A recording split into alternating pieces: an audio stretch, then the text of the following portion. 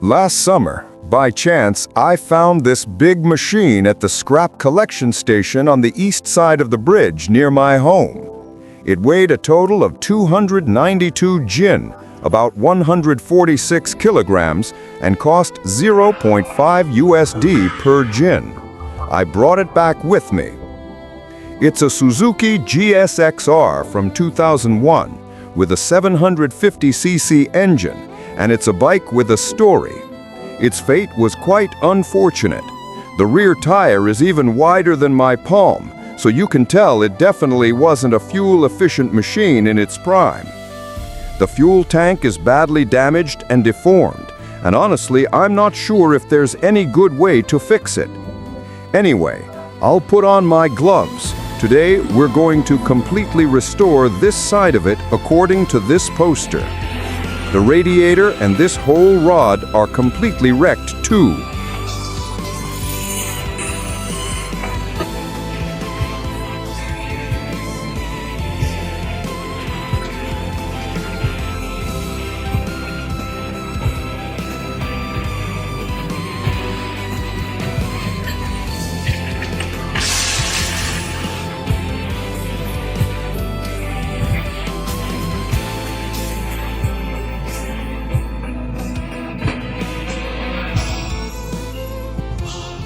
The engine looks pretty massive on the outside, but when I lifted it, it wasn't as heavy as I expected. I suspect there's some lightweight design going on inside. But look at this, there's even a native resident living on it. Maybe that extra weight affected the engine's power output and caused the bike to fail its takeoff. The 4 throttle bodies are surprisingly clean, and most of the wiring on the bike is still quite neat, except for the mess up in the front. However, the frame somehow got hit with 2 huge dents, and the triple tree on the front fork has developed cracks. Looks like this bike has a much deeper story than it seems.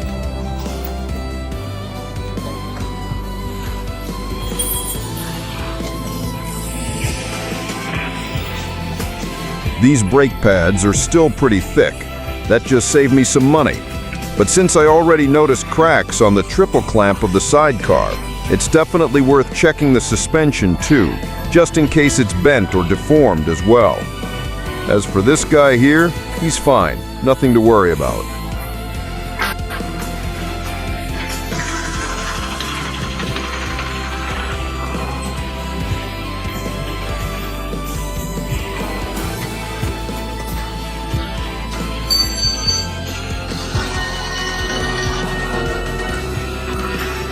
Now this Suzuki superbike that I bought for 3.5 yuan per jean has been completely taken apart into a pile of parts, and it's full of problems. If we want to restore it to the way it looked when it first rolled out of the factory back in 2001, we'll have to start with the frame. The frame is silver, so it's going to take some effort. Let's begin with that. I'll throw the rear swing arm into the sandblasting machine first to strip off the old surface.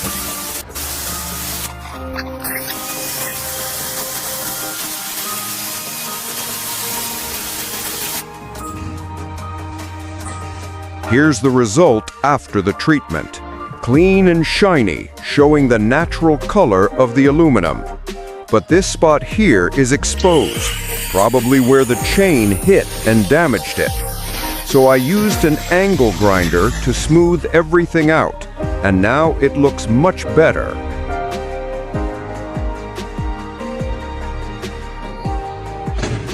This frame doesn't fit inside the sandblasting machine. Looks like we'll have to build a bigger one. Put on your goggles. Time to get back to work.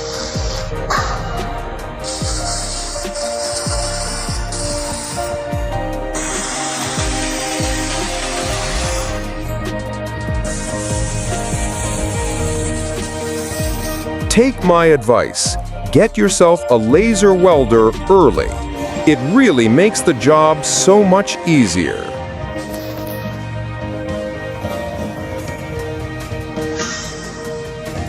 Another day of no dumplings coming out. To fix this bike, I built a 1.3-meter sandblasting machine. To make the video clearer for you, I fitted 2 panes of glass on top so I can film and record easily. Now the frame can be blasted inside. It can be flipped and blasted lying on its side, lying flat, standing upright, tilted, whatever. Of course, standing next to this sandblaster, I do look a bit small.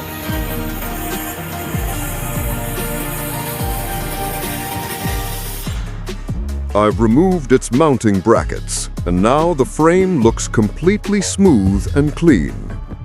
Next, it's time to fix the large dents on both sides of the frame. This one here is pushed in quite deep, and part of the front bar got knocked off too. I'm using the fire treatment method, slowly heating the frame with a torch, then using a tool from the inside to carefully push the metal back out bit by bit.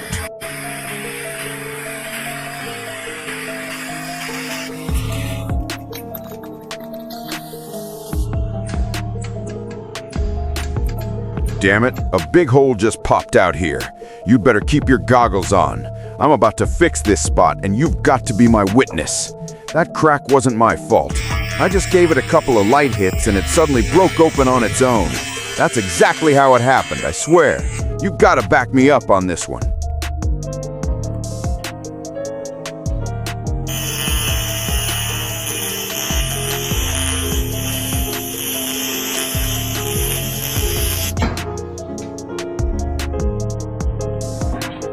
I welded back the straight mounting tab that had broken off the front end, then ground down and cleaned the holes where I patch welded the frame. With that, the frame's basically done.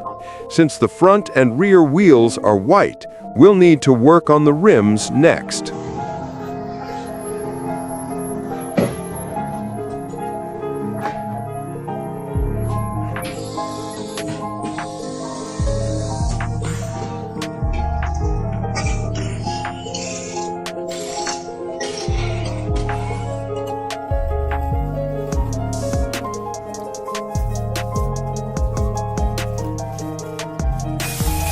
First, I brushed a layer of paint remover onto the wheel hub, then sent it for sandblasting.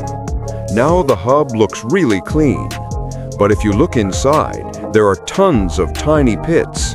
That's the masterpiece left behind by tire sealant.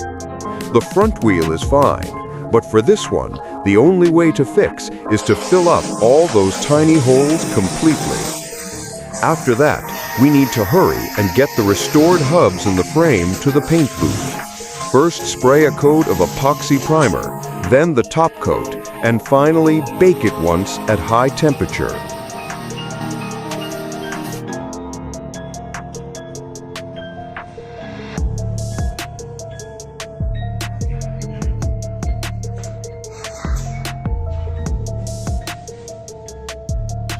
This engine was absolutely filthy, but judging by its appearance, it's never been opened or repaired before.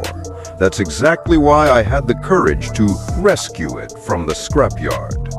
I labeled every connector to avoid confusion later when we reassemble the bike. I also removed the unnecessary top cover parts, and when I opened the valve cover, wow! To my surprise, the inside of the engine was incredibly clean. Could this be what the old bike guys call a one-owner, pure stock machine? After removing the oil pan, even the engine oil was clean, and the internal components looked almost brand new. So it seems all we really need to do is clean the oil and grime off the engine exterior. I started with dry ice blasting to quickly remove the surface grime, but it couldn't deal with the oxidation stains under the paint. So we had no choice but to send it back into the sandblasting machine for a full strip. Here's how it looks after blasting. You can already see the natural shine of the aluminum. Next comes the usual routine. Spray it with high-temperature top coat, then bake it under heat. The result? A spotless, refreshed engine.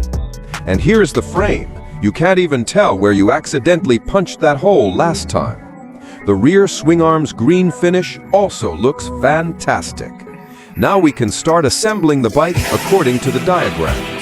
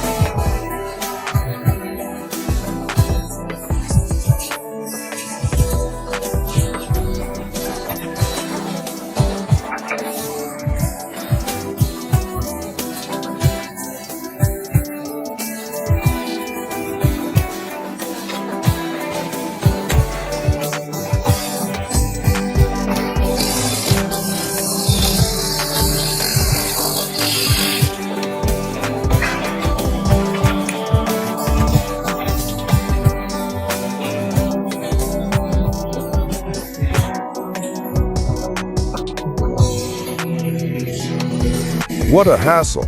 I thought we could smoothly start assembling the bike, but nope, another problem popped up. This is the lower triple clamp. Probably because of that last heavy front-end impact, it got twisted. The left and right sides are off by about the thickness of 2 steel coins, so we'll have to find a way to fix it properly. I used the fire bow method, first heating it up, then slowly tightening the bolts to apply pressure and straighten it bit by bit until it became perfectly flat again. After letting it cool naturally, it only cost about 1.7 yuan worth of gas. Now the lower triple clamp is smooth and as good as new. Nice job. You deserve a thumbs up. As for the upper triple clamp, it also cracked from that same impact. I cut a small groove along the crack, then welded it back using AC argon arc welding. After grinding it smooth, I tossed it into the sandblasting machine for a surface strip and finished it off with a coat of matte paint. Now both triple clamps are perfectly repaired. We can finally move on with the assembly.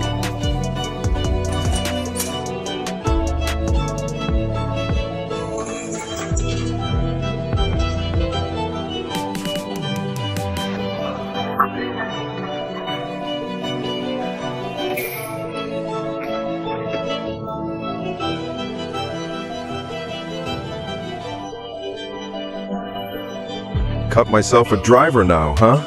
Look at this, an original Suzuki SO Gates exhaust. And the best part is, I only spent 350 yuan on it.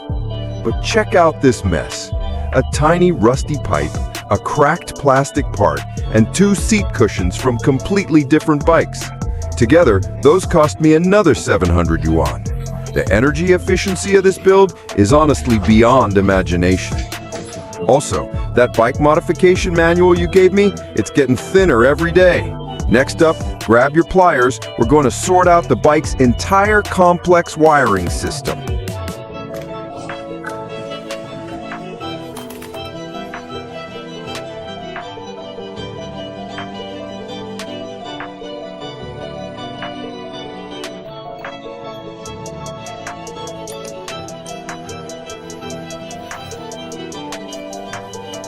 I finished tidying up all the wiring and quickly gave the throttle bodies a thorough dry ice cleaning. Now look at them. So much cleaner, right? I also put the fuel injectors into the ultrasonic cleaner, then tested them electrically to make sure they won't cause any trouble later on. After reinstalling the air intake system, the bike is about 80% complete. Next, we need to deal with this beggar fuel tank. Last time, didn't you suggest filling it with water and then using a small firecracker to pop it back into shape? I think that method might actually be worth trying.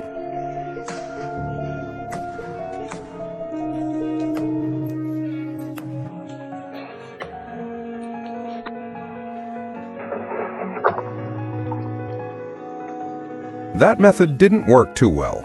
Looks like we'll have to come up with something else. Better to just be straightforward about it. I cut open the bottom shell of the fuel tank, and you can still see leftover scrap edges inside. After draining out the remaining water, it's clear the top part was badly dented, but thankfully, they're all large, smooth dents without any sharp creases. I used a nylon mallet to roughly push it back into shape first, then switched to a smaller half-pound hammer for finer detailing. When I first bought this bike, I honestly thought the tank couldn't be repaired at all. I was even planning to buy a second-hand replacement. But looking at it now, the result actually isn't bad at all. This poor fuel tank has been through a lot. Repainted 4 or 5 times, from blue to white, and finally black. I stripped the paint using remover and sandpaper until it was bare metal.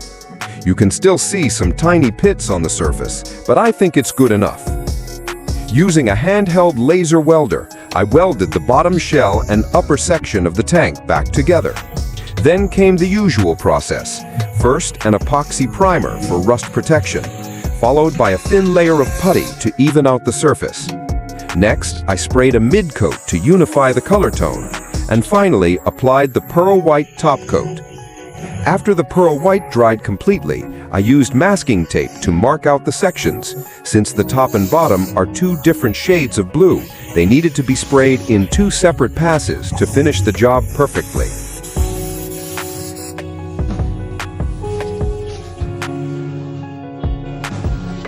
Finally, I followed the original factory process step by step for the fuel tank.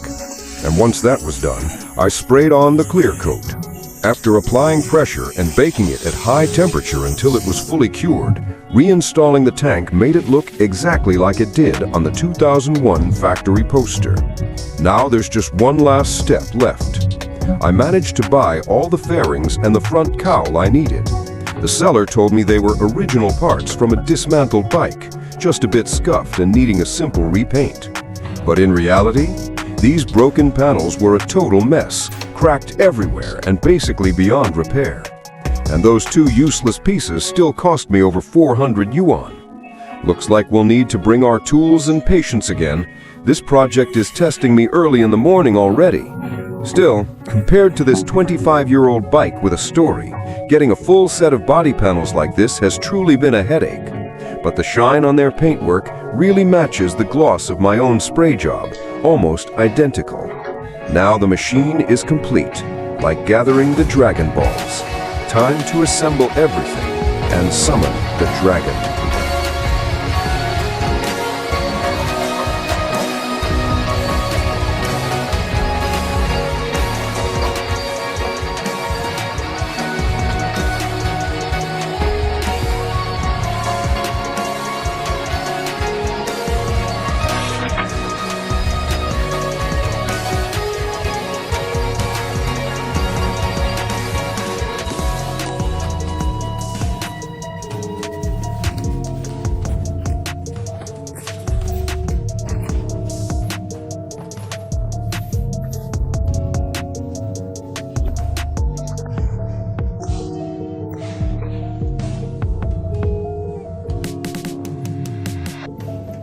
And so, the Suzuki superbike I bought back in the autumn of 2024 from the Scrapyard east of the bridge near my house for a total of 143 USD has finally been fully restored. The overall cost-to-value ratio of this build has gone way beyond what either of us could have imagined. Luckily, your bike modification manual has been my greatest support, giving me enough guidance and time to bring it back to the exact look it had on the 2001 factory poster. So, what do you say? Grab a spark plug? Let's try to start her up and see if she still remembers how to roar.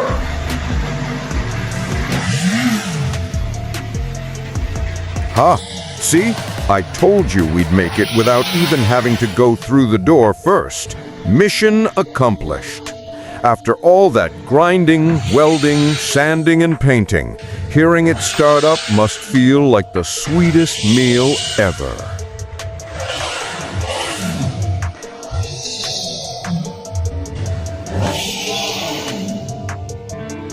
Let's go. I think everything's running smooth now. Time for a test ride. And you're right, this is a bike with a story, so it deserves a bit of ceremony. Maybe we really should light a small firecracker first to celebrate before giving her that first wash, just to send off the old luck and welcome the new.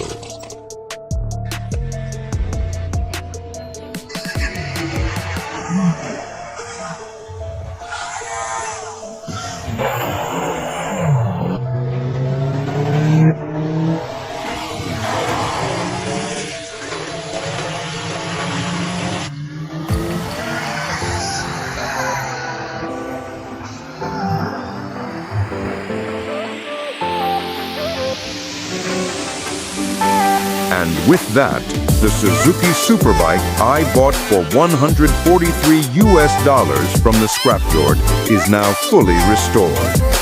The brakes are still sharp, the gear shifts are smooth as silk, and Suzuki's handling really lives up to its reputation.